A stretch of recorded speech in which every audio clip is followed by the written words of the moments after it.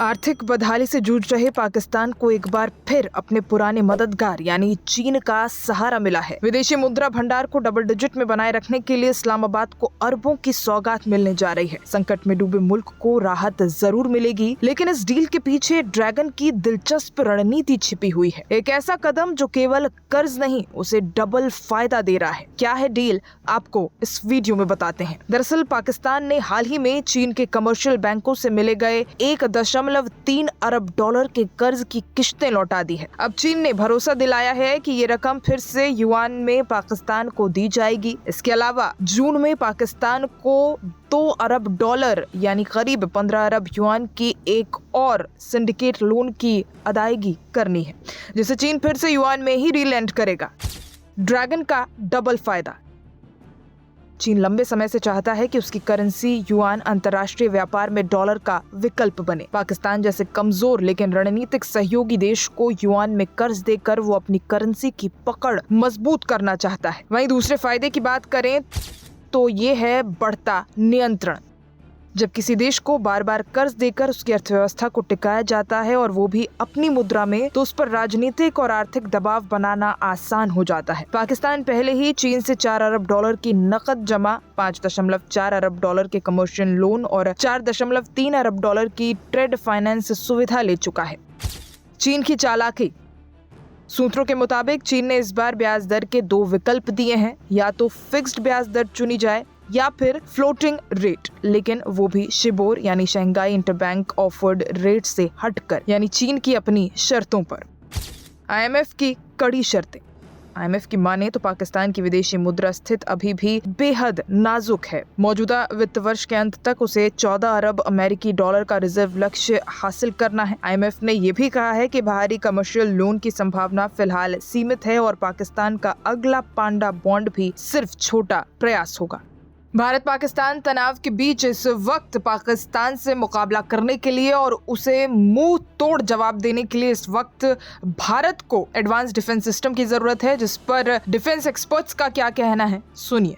देखिए, advance medium combat aircraft, advance multi role combat aircraft, जो भी ये नाम लिए जा रहे हैं, ये एक किस्म से बड़ा ही भारी और अहम कदम होगा। इससे रक्षा मंत्री ने सारी स्थिति को देखा है, प्राइम मिनिस्टर ने सारी स्थिति को देखा है, किस तरीके से हमारे को फाइटर एयरक्राफ्ट का अभाव हो रहा है। हमारी 45 स्क्वाड्रन या 42 स्क्वाड्रन की जो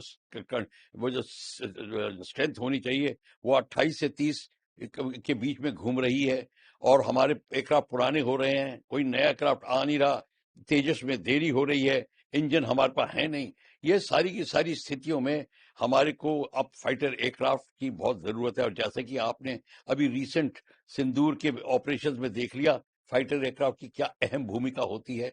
अगर आपको देश की रक्षा करनी है तो सबसे पहली प्रणाली लड़ाई की सिर्फ फाइटर एयरक्राफ्ट होती है। अब बात सारी ये है कि एडवांस AMCM तो 2010 से इसकी बात शुरू हो गई थी। ये एक वो एयरक्राफ्ट है जो कि जिसकी बड़ी खूबियां हैं, जैसे कि ये सुपर ये मैक 2 फाइटर तो है, twice the speed of sound वगैरह सब ठीक है, पर ये एडवांस 5th जनरेशन टाइप का एयरक्राफ्ट की क्वालिटीज होंगी। इसमें सुपरसोनिक, इसका sonic cruise, stealth capability sonic cruise की होगी, और यहां तक कि इसमें भी स्टेल्थ का जो इस्तेमाल है, जो कि हमारी IIT कानपुर ने अभी जो स्पेशल मटेरियल बनाया है उसका इस्तेमाल होगा विद कंपोजिट मटेरियल।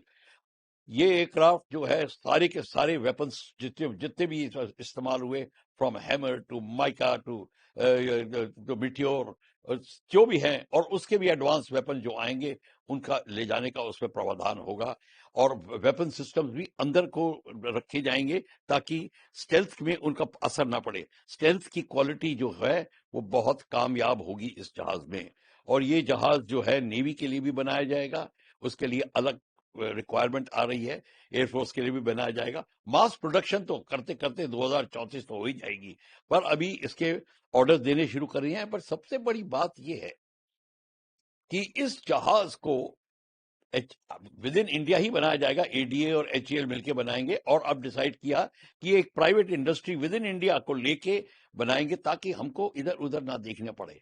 प्रॉब्लम सबसे बड़ी आएगी इंजन की। अब इंजन आपने देख लिया, अमेरिका के करतब देख लिए, आप अभी फ्रांस के करतब भी देख रहे हैं, सारे के सारे अब आपको पता चल गया है। और कारगिल में तो आपको हाथ हथेली लेके आर्मामेंट की मांग करनी पड़ी थी, जो सोने के भाव बिक रहा था आपके लिए। ये जो चीज है, ये हमारे को बड़ा धक्का लगा है। अब इसको देखेंगे कि हम अपनी ही स्वावलंबिता भारत, ये जो है नवीन भारत, जो ब्रेव न्यू इंडिया उठ रहा है, उसके तहत हमको स्वावलंबी होना होगा, जैसे प्राइम मिनिस्टर ने कहा है 2047 तक।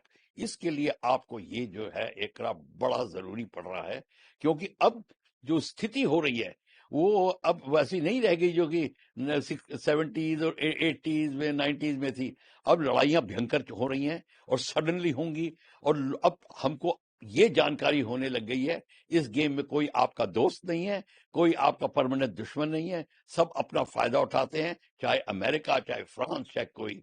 अब ये सब कड़वा सबक सीखने के बाद हिंदुस्तान ने जो एक कदम उठाया है, ये बहुत ही प्रशंसनीय है। और इस एयरक्राफ्ट की और सारी क्वालिटीज होंगी। ये मल्टी रोल कॉम्बैट एयरक्राफ्ट के तहत ये जो अब एयर सुपीरियरिटी फाइटर होगा, ये सप्रेशन एयर डिफेंस, यानी एनिमी की एयर डिफेंस को सप्रेस करना, ग्राउंड अटैक का रोल उसका होगा, और उसके और अन्य कई रोल होंगे। ये तो जिसको कहते हैं ना कि हर फन मौला और हर फन खिलाड़ी, मतलब जो होगा, जिसमें इस बढ़त हासिल होगी इसको। अब इसको आने में टाइम तो लग रहा है, पर हमको अब देखना होगा कि किस तरीके से इसका एक्सेलरेट भी किया जाए। इंजन की प्रॉब्लम जो आएगी वो हमको खुद बनानी पड़ेगी। हालांकि हमारा HF-24 का सबक हमको पता है, इजिप्ट ने भी हमें बनाने हेल्प करने की कोशिश करी थी, बट कोई भी डेवलप्ड कंट्री ये नहीं चाहती कि भारत बढ़े। इसके लिए भी खिलाफत होगी, इसके लिए भी पॉलिटिक्स होगी, आपको बड़ा ये बनाने नहीं दिया जाएगा।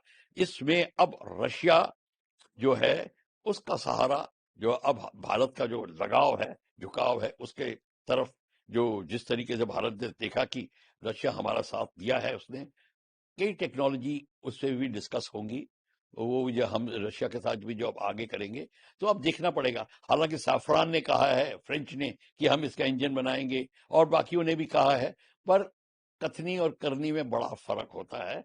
ये हमको फूक फूक के कदम उठाने पड़ेंगे और बड़ा चौकन्ना होकर रहना पड़ेगा।